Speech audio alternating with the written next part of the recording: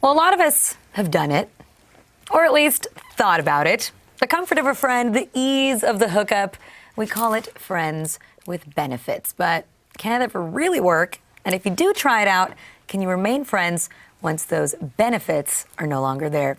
Joining us to discuss in our Google Hangout, we have Sevin Philips, licensed marriage and family therapist and founder of the Relationship Counseling Center, Justin Lemler, a social psychologist and sex columnist, and Natalie Liu, founder and writer of Baggage Reclaim. So hello, everyone. Thank you for joining me today.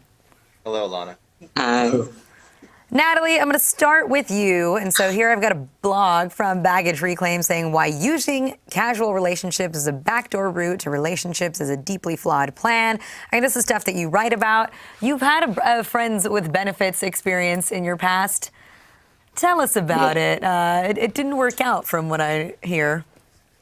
I mean, I very rarely hear of situations where friends with benefits works out just like it does in the movies. And in my experience, I think that sometimes in my case, I used friendship as an excuse to sort of paper over my feelings in the situation. And I thought that he would treat me better because we were supposed to be friends. And he thought that I would understand him better because we were supposed to be friends. And we ended up having it was fun at the start, but I think what tends to be the case with these situations is that one person always wants more, and that person always pretends that they want less, and they think that they are in agreement about what the nature of this friends with benefit situation is, or they assume that they can handle it, and then feelings get caught up in things. And then they find it difficult because they are friends, or they assume because they are friends that, oh, well, if I have feelings and we're friends, wow, the greatest romances that I've ever seen in the books or in a movie are made from friendship, so we're destined to be together forever. And then they turn around to the person and they go, oh, actually, no, I still don't want to be in a relationship. And with me, what had happened is, we'd sort of been involved, and then we said, oh, we were friends. And then we went to this whole friends with benefits thing. And then we ended up not being friends. And it wasn't just because we tried friends with benefits, but I think that actually trying friends with benefits highlighted the fact that we weren't really friends in the first place. Because if we were, we wouldn't have actually screwed each other. Wow. I mean, it always seems to work out for people like Ashton Kutcher and Justin Timberlake in the movies, right? It's not exactly quite fair. But, so ultimately, is that what went wrong? Is that one of you, did end up having stronger feelings and wanting more? Yeah, I think it was like I really had always had feelings at the outset of it. And he was very happy with the status quo of things. And then, when it all sort of blew up, I mean, it was like I didn't want to do it anymore. And the assumption is if you're doing friends with benefits and one of you doesn't want to do it anymore because you're friends, you would think the other person would agree with you about it. But instead, they were like, oh, come on, we're supposed to be friends. And it felt like my feelings weren't really kind of taken into account. And it didn't really kind of seem to matter. And all of a sudden I saw this person who was saying we were friends, but didn't seem to care that actually I wasn't really able to kind of deal with the situation anymore. And so ultimately it was kind of that lack of conscientiousness. And funny enough, that lack of friendship that really kind of broke our friendship in the end. It wasn't really necessarily about the fact that we'd slept together. It was really what sleeping together revealed about our friendship. Well, Sevin, what do you have to say here? So, I mean, you do relationship counseling, and just from your experiences, from the people that you've spoken to, why do you think people fall into this friends with benefits type of experiment to begin with? Maybe we think that it's easier, that we're already comfortable with the person, or what have you heard? So the cool thing about being a relationship counselor is I get real inside information from people. I believe that I hear things that people may not even tell their best friends. And so a couple of patterns that I see with friends with benefits, one of them is there's this ideal or there's this fantasy that, wow, sign me up, carefree sex without the strings. And the ideal of it is so amazing. And that's most people's fantasy. You see it on blogs, people like, sign me up. That's what it is. But that ideal, as most people know, and as was just articulated, is really not the reality of it. I would say that less than 1% of the people that try friends with benefits I have seen and talked to, less than 1% can do it somewhat successfully, which just means that they could end it at some point in time in a clean way.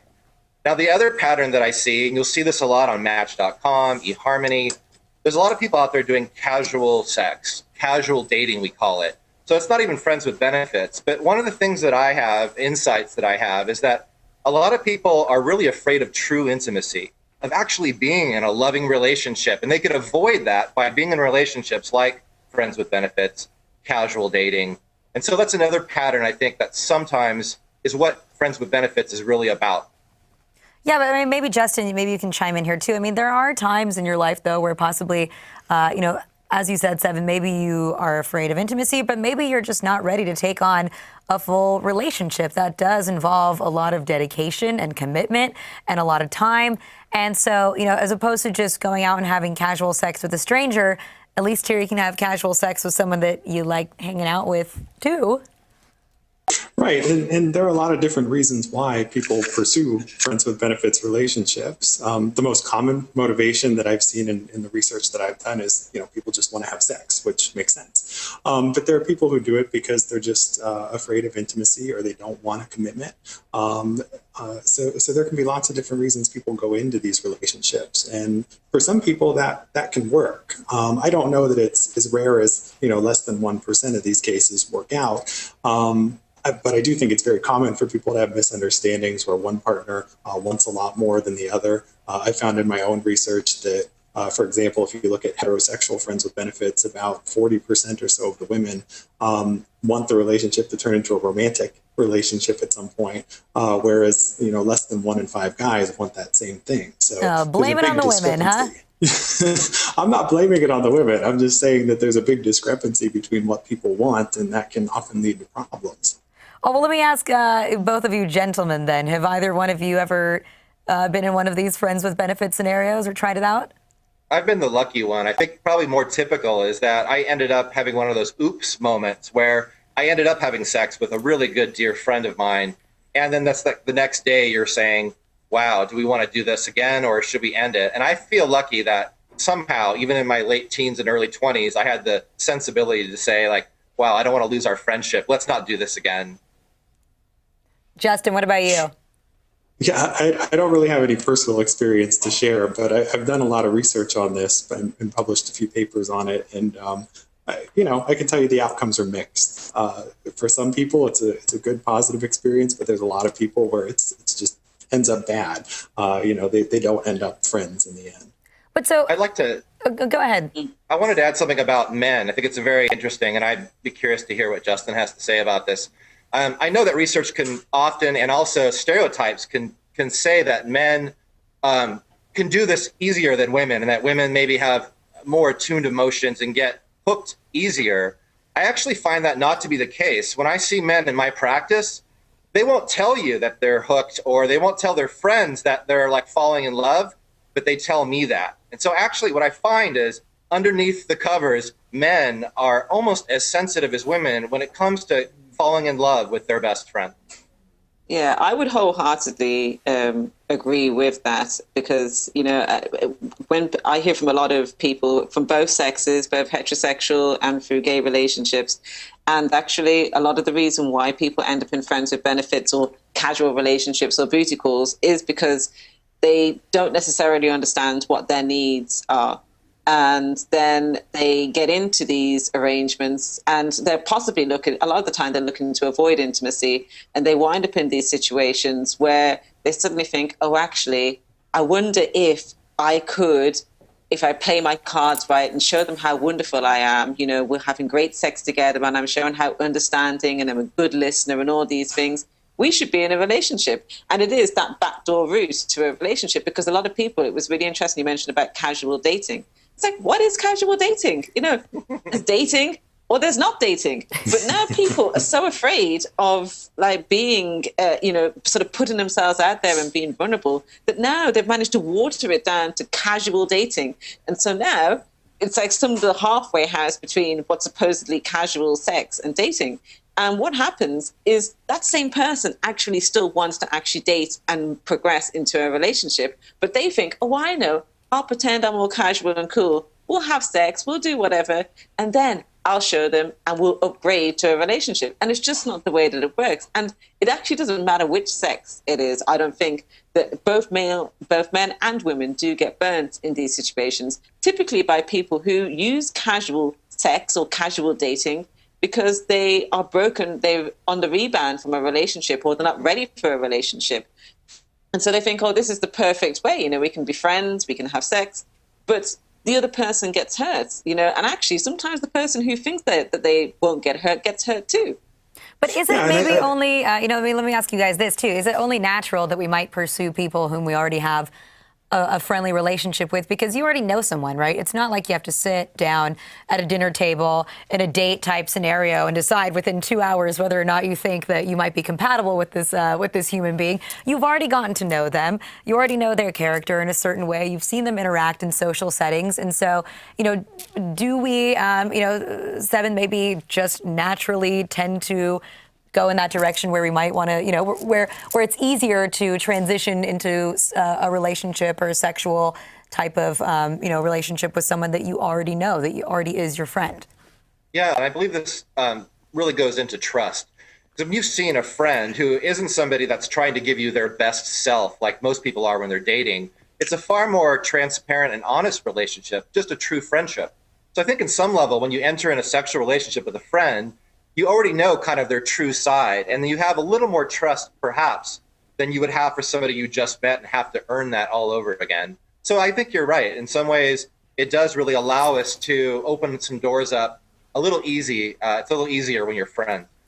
Yeah, but I think that trust cuts two ways. I mean, on the one hand, that trust can allow people to pursue this intimacy. But on the other hand, that trust in these relationships can lull people into a false sense of security to make them think that that partner is safe. But the reality is that most of these relationships are not monogamous. And while friends with benefits do practice safe sex more than people in a traditional romantic relationship, they don't do it perfectly. They're not using condoms all the time. So when they're having sex and they're trusting this other person, thinking that they're not a risk to their health, the reality is that they are a risk because these relationships aren't monogamous. So, that trust is good and bad in some ways. Well, I'm happy you brought that up, Justin, actually, because just recently, this month, there was a new study that came out saying that friends with benefits have safer sex. Whether, like you say, it's a question as to whether or not it's really safer, but it just turns out that they tend to use protection more often because the chances are probably greater that these people are having sex with multiple partners. Natalie, you seem like you don't really look convinced, From your experience, would you say that there was more of an element of, well, since we're not exclusive, that we need to be more careful and use protection? Well, I think that, I've heard from thousands of people about this whole friends. I mean, it's a huge issue, this friends with benefits. And I think that the problem is it goes back to this whole trust thing, because if it's a stranger, you would like to think that people would take more precautions with a stranger. You'd be surprised how people do the craziest of stuff when they believe that they know somebody. And that already, in my line of work, I see people make assumptions about complete strangers who they go, oh, wow, they're 6 foot tall and they have a really good job. Oh, that must mean that they're such and such. So you can imagine how many assumptions a person makes when they're around somebody who they call a friend. And so I'm not convinced on the whole people being safer with a friend, because actually I think you're more likely to throw caution to the wind. The stories I've heard from people, that's why I've heard from so many readers who've got pregnant by the person who they're having friends with benefits, or found out that they've caught like a STD from the person who they're involved with, who they thought, well, we're friends. They would tell me if they were sleeping with somebody else. No, they might not actually.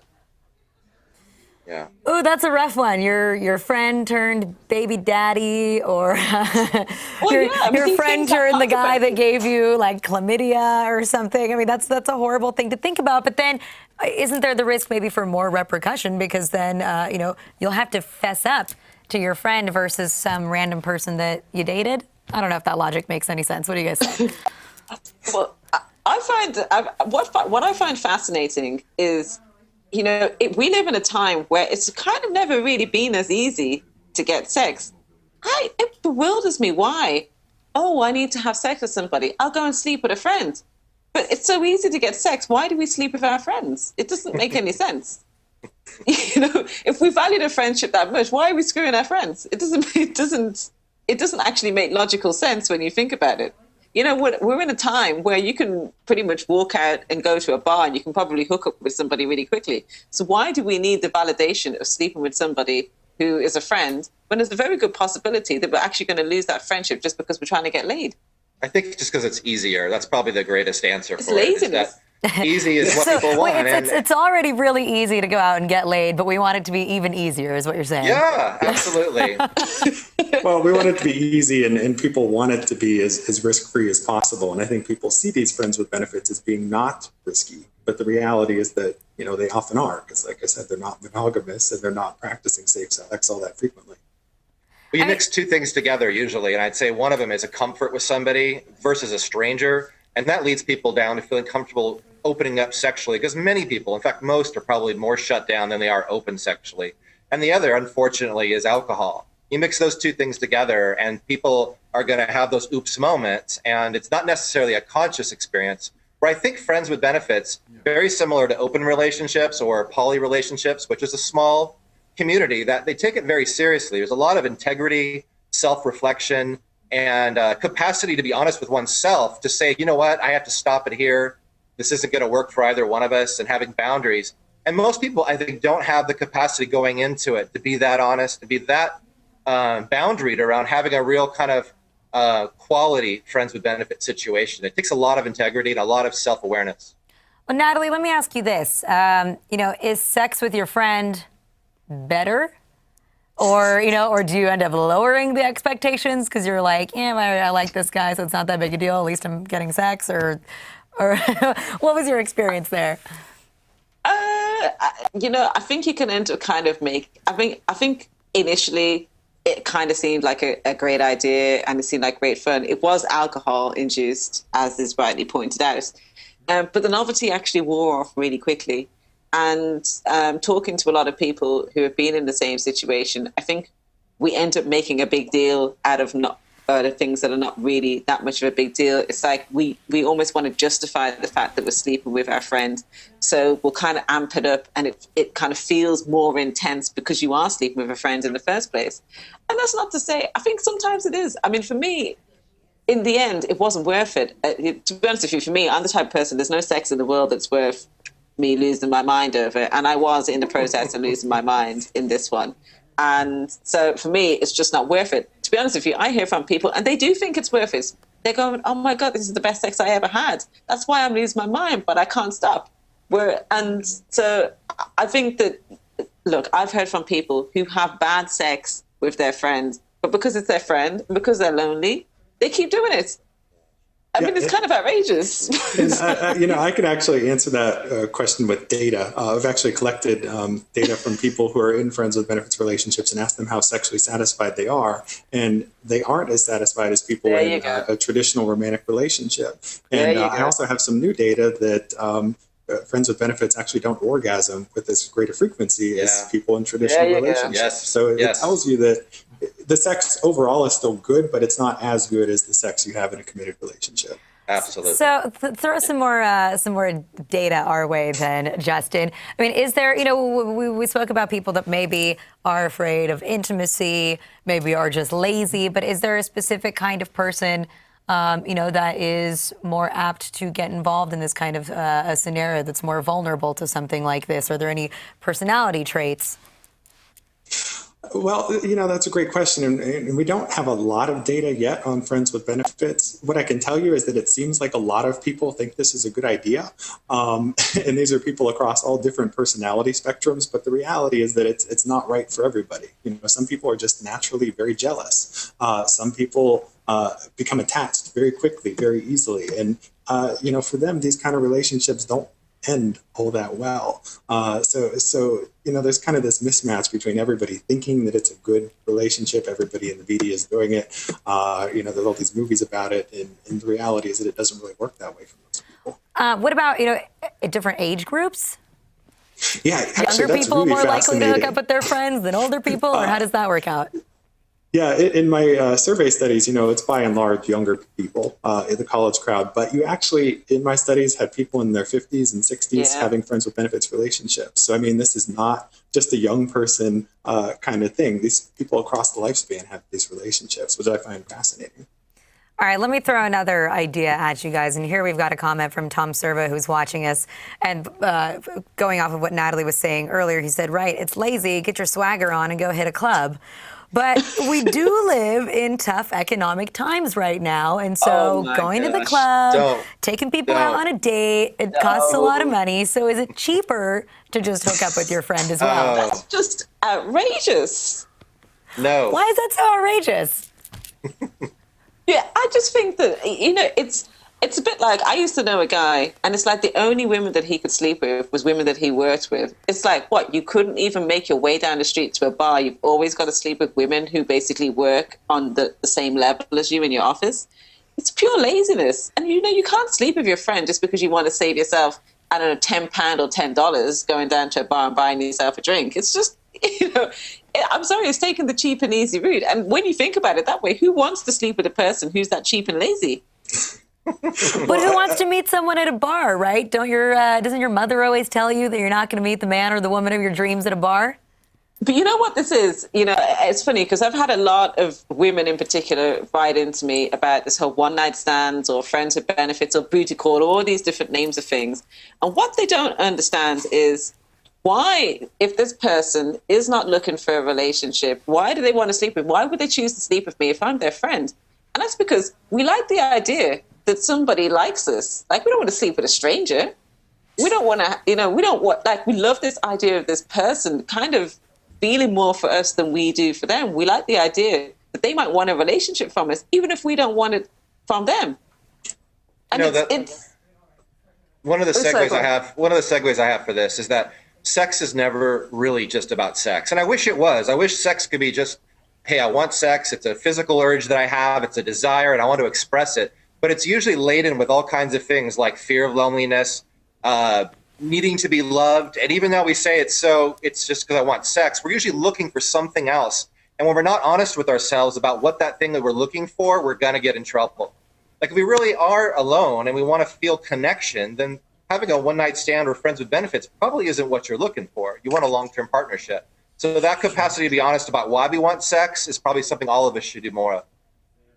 So what about if someone is in the midst of this, friends with benefits type of scenario, or they have been considering it, or maybe they just did it a couple times and they're not sure, what are there any steps that people can take so that they can maintain the relationship and not completely ruin the friendship? Don't call it a relationship. Yeah, and you have to talk about it up front in terms of what are your expectations going in, and I think for some people, even I know this sounds really cold, but almost setting an expiration date on the relationship. Yeah, I would totally agree. I say to people a month or so, let it go on for a month or so, and then let it be. Hoping that everyone has had some sort of conscious effort in making boundaries and rules around their friends with benefits. But the warning sign is if you start making justifications for the boundaries you've already set up, time to get out. Yeah, it's true. It's true. I think you have to kind of gauge you have to know yourself as a person. I mean, I know some people who've been in friends with benefit situations for like a few years, which technically kind of falls into a relationship category. But I think generally most people, male or female, will find that if they sleep with somebody over a period of time, it becomes a habit and attachments start to form. And so if really sex is all you're looking for, do it a few times or, for about a month or so, and then let it go and move on. Like, don't try to kind of keep it strung out over a period of time because you're not going to be able to keep the friendship. Somebody's going to get hurt. Yeah, at least at the third or fourth time of having sex, something happens for both men and women where your heart starts opening. It's a deeply intimate act. However, kinky it might be. I mean, the real sex is opening up and opening your heart up and trusting somebody. It really, I think, is a touching thing. And I think nobody, if they're really honest, can go more than 3 or 4 times without starting to feel something different than when they started. Well, Sevin, have you ever seen this work out in the good way, in the way that it does in the movies? Like we started off this conversation where, 2 friends tried it out and ended up, falling in love, getting married, and happily ever after, yada, yada? Just be fair, I have. There are a couple of people that I have counseled that have ended up falling in love, and they both equally moved into this beautiful relationship. And it's one of those stories they're going to have maybe not the friends with benefits with their family in the future, but at least that, hey, we were friends first and we fell in love and it was amazing. And yeah, they can be great relationships, especially if it's a really good friendship and it's built on the foundation of trust already. And if both people fall, great. So there's this study that just came out last month that I found absolutely fascinating. It was looking at college student relationships, and 20% of the students that were surveyed in this study reported being friends with benefits before they became romantic partners. So I think that tells us that, these relationships transition much more often than we think.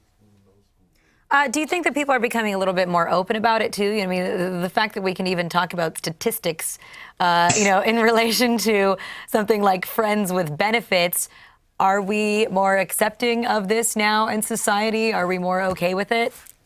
Yeah, I mean, absolutely. I mean, if you look at survey studies, you've got about 50% of college students who are pretty reliably, 50% of students participating in studies of sex saying that they've been in friends with benefits relationships before. So, I mean, that's telling us that these are very, very common.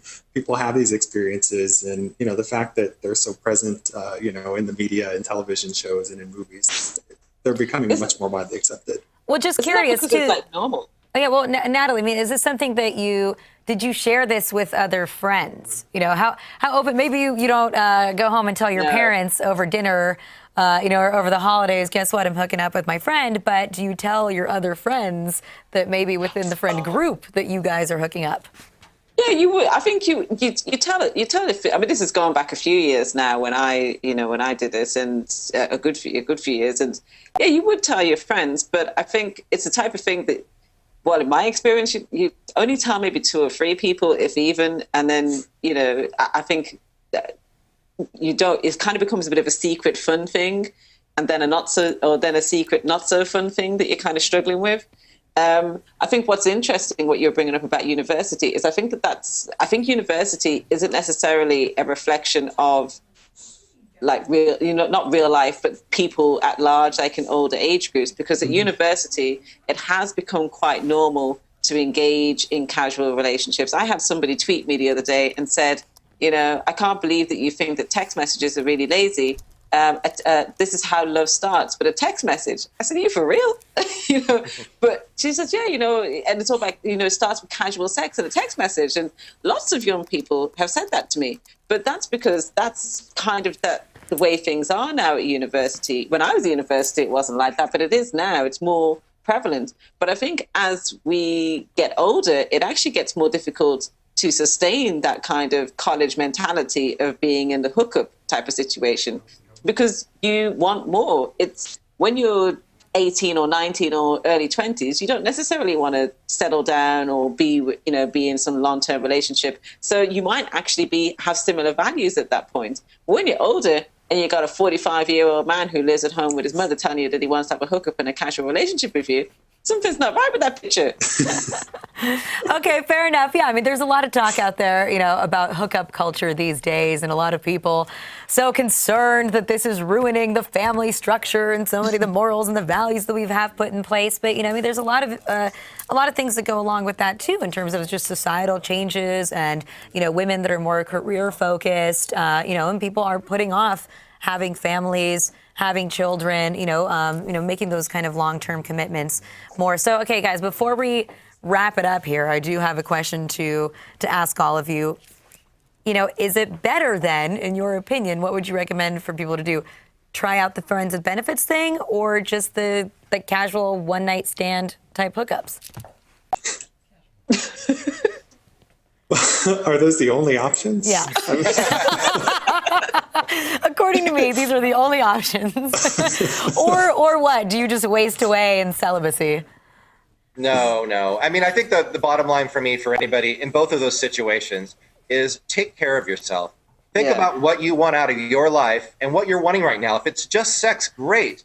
But take care of yourself. Don't have sex with somebody without protection. And if you're going to be in a relationship, friends with benefit, casual sex, whatever, get checked for STDs before you have sex, and always wear condoms, and never rely on whether somebody says they're not having sex with somebody else ever. Yeah. So it really takes a certain level of consciousness when we're moving into this new, I guess you can call it sexual revelation, although I think this has been happening for a long time.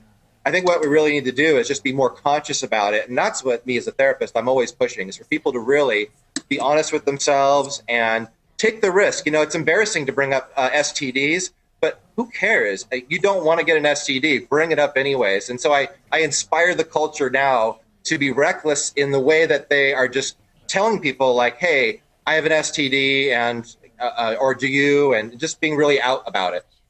So you're saying go for it if you want, just know what you're getting into. Be conscious. Okay. You know, and Justin, I guess I Natalie? would say you'd want to keep in mind that just because you know people who have had friends with benefits, that these relationships aren't necessarily right for you. I mean, you may not be okay in a situation that's not monogamous, where you know that person is having sex with other people. If you don't deal with jealousy very well, or if you get attached very easily, that's not the kind of relationship for you. So it might be better to just restrict yourself to more of the discreet hookups. Natalie, any final thoughts on that? I mean, tell us, do you regret having ever, had that experience? Oh no! I mean, I think that these are sort of growing pains. I think that each of these experiences you can get to understand yourself a great deal more, because you get to understand what your needs are. Because I think that sometimes we can forget what our needs are, what our values are, and we think, oh yeah, we'll be okay with that because somebody who is a friend is telling us that this thing is okay. And actually, when you kind of suffer the pains of it, you suddenly realize, actually, I don't want to do that. And I understand why I don't want to, and I'm going to look for a relationship that is more befitting of me. And, it was funny, I was going to add, my mum, she's like in her mid-50s and she's dating online. And she's finding that, guys in like their 50s and 60s are basically trying to push her for like friends with benefits and casual hookup. And my mum said to me, and this is my own mother said to me, there was a time when you used to have to go to King's Cross to basically go and pay for sex, or you had to go and have a one-night stand. And now you can just basically call one another friends, or go on a dating site and, hook up with somebody. And it's so true. And this is my own mother telling me this from her own dating experiences. So, friends with benefits is prevalent no matter what age you are. All right, so basically nothing has really changed. People have always, throughout all time, been trying to hook up. It's just, it's where you're going and how much easier it's becoming. And, the whole point is that it's not something that is so black and white where it's a yes or no. It's about being able to evaluate, where you are, what you're looking for, what you're ready for, and who the other person might be in this whole scenario. So you guys, I want to thank you so much, Sevin, Justin, and Natalie, for this very fun conversation. Appreciate it.